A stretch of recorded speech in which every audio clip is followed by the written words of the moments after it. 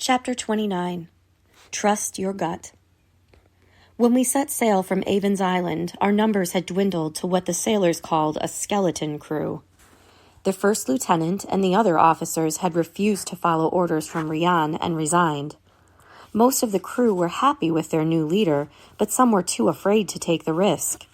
And we lost another 20 sailors who were deemed too unhealthy to continue the voyage.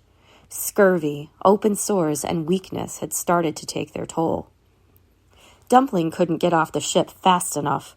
All the other pups had followed him, except for Grebe. I suspected that Dumpling's stories of the slake had made them too terrified to go on. That left Grebe and me as the youngest on board. Well, and Bo. I had told Bo that I understood if he wanted to disembark at Avon's Island. Rian would have let him go without any punishment for stowing away, and he could have found work and passage back to An Lung in one of the whaling ships. But when I got back to my cabin that night, I found him swinging in my hammock, eating my ginger cookie rations. "I couldn't leave," he said, sending cookie crumbs flying from his lips. "I knew you'd bawl your eyes out each night without me." I tipped him out flat on his back for that, but I did it with a grateful smile on my face. Amazingly, we succeeded in keeping Listras from spreading. No one other than Captain Sangra took ill with the disease. Dr. Pinching stayed with us out of duty to her, but Mr. Lark resigned. He said it was out of solidarity with Master Payun, but most of us suspected that it was because he was too scared to cross the Harbinger Sea. I didn't blame him. We quickly learned just how well that sea had earned its reputation. Even before we reached those feared waters, the wind picked up fiercely, churning the waves into white-capped peaks. We crossed the 50th parallel with little celebration and lots of prayers. We were set on a bigger prize now. Almost 3 weeks after we departed Avon's Island, I sat at Payun's desk and watched my pen roll from one side to the other.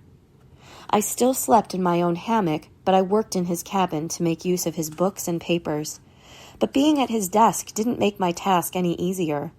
The chart in front of me had nearly disintegrated from me blotting out my marks and starting over so many times. Even with all the evidence Bo and I had put together, even after seeing Rian's map, I still had doubts about whether I had put us on the best course. Rian's silk map didn't have a scale, so there was no way to know exactly how big the great southern continent was, assuming it was there at all.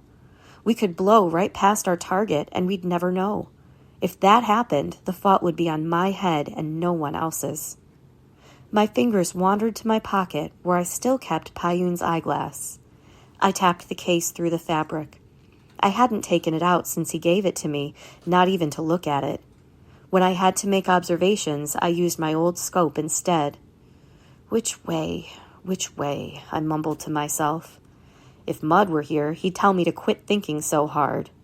"Listen to your gut, Si. It's got more sense than your head does." I pressed my palm into the hollow space below my rib cage, then quickly put my hand back on the desk. This was stupid.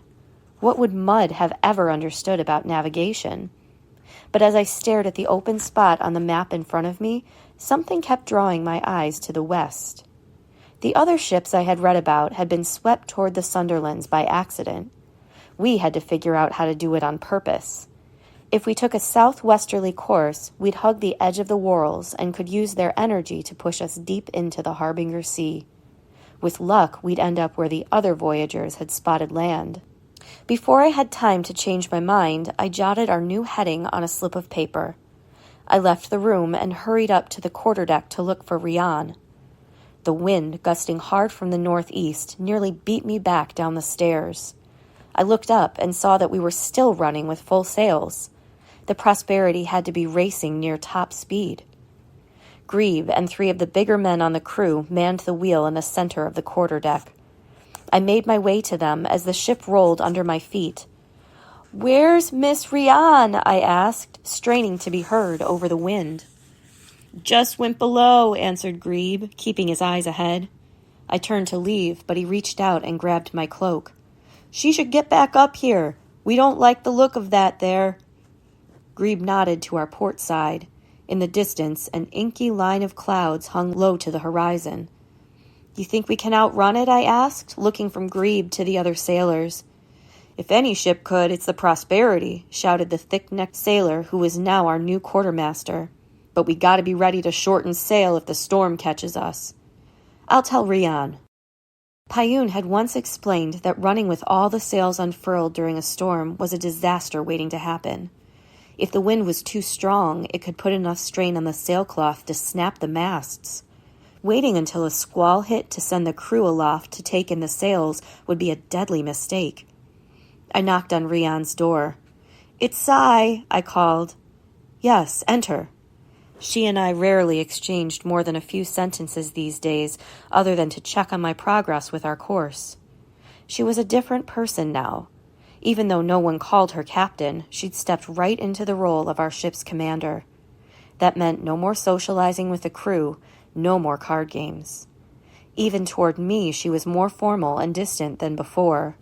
I almost would have said that she no longer treated me as an equal, but I didn't like to admit that our friendship had changed. I shuffled my way to her desk, where she sat leaning her head against two fingers, the picture of cool, as the items in her room rolled back and forth across the floor.